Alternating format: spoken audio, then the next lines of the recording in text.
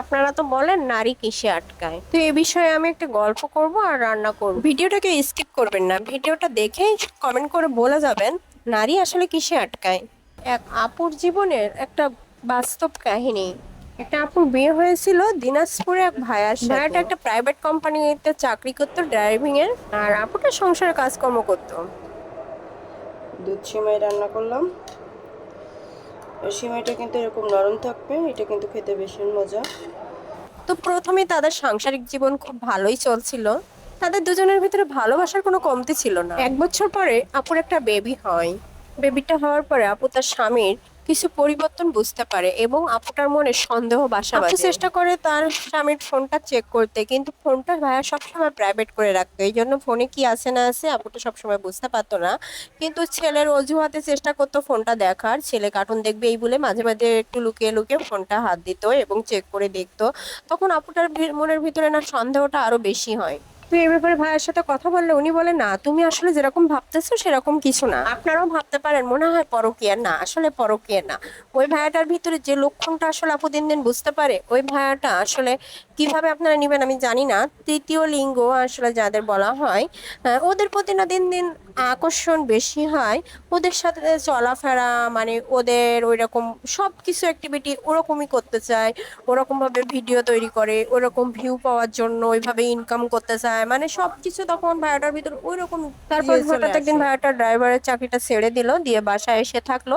তো বাসায় যদি 2 ঘন্টা থাকে তো 8 ঘন্টা তাদের সাথে সময় কাটায়, এইভাবে চলতে থাকে তাদের ভিতরে। আপুটাকে তখন মোটেই সহ্য করতে পারে না, নানান রকম ভাবে নানান রকম তখন তখন আপুটা মানসিক ভাবে একটু ভেঙে পড়ে। তো উনাকে ডাইরেক্ট বলে, আচ্ছা তুমি কেন আমার সাথে এমন করতেছো, আমাকে যদি তোমার ভালো না লাগে তুমি বলতে পারো, আমি চলে যাবো, তোমার কোনো সমস্যা হবে না, তোমার বিরুদ্ধে আমার কোনো অভিযোগ নেই, কিন্তু প্লিজ তুমি এরকম করো না, কেন এমন করছো, তুমি ফিরে এসো। এক পর্যায়ে ভাইয়াটা ওদের মতো করে চুল রাখা শুরু করে, এরকম শাড়ি পরে, সবকিছু অ্যাক্টিভিটি সবকিছু ওনাদের মতো।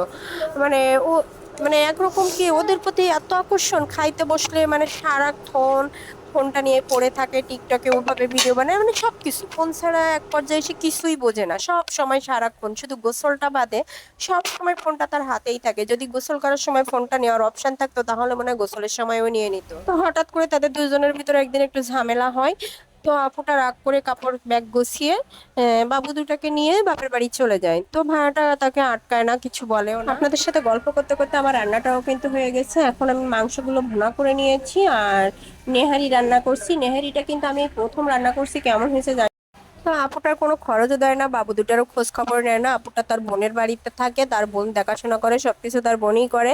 হঠাৎ একদিন আপুর শাশুড়িটা ফোন দিয়ে বলে, মা তুমি আমার ছেলেকে ফিরিয়ে নিয়ে এসো, তুমি ছাড়া কেউ পারবে না, যদি তোমার সন্তান দুটোর মায়ায় পড়ে চলে আসে। তখন আপুটা বলে, আচ্ছা ঠিক আছে, আমাকে না আমার সন্তানটার মায়া যদি চলে আসে আমি ওকে ফিরিয়ে নিয়ে আসবো, আপনি যা বলবেন আমি তাই করবো। তো আপু রাজি হয়ে গেল, বরং হাজবেন্ডের সাথে যোগাযোগ করলো। তো এক পর্যায়ে এভাবে কথা হয় 1 সপ্তাহ।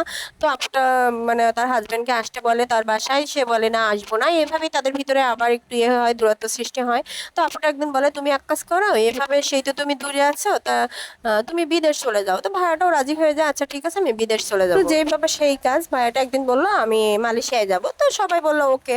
পরে কিছু ভাইয়াটা যাওয়ার পরে যোগাযোগ বন্ধ করে যায়। হঠাৎ কিছুদিন পরে তার মায়ের সাথে যোগাযোগ করে, মা আসলে আমি বিদেশ যাই নাই, আমি ইন্ডিয়াতে আছি। তখন মা বললো, তুই ইন্ডিয়াতে কেন? বললো আমি সার্জারি করতে।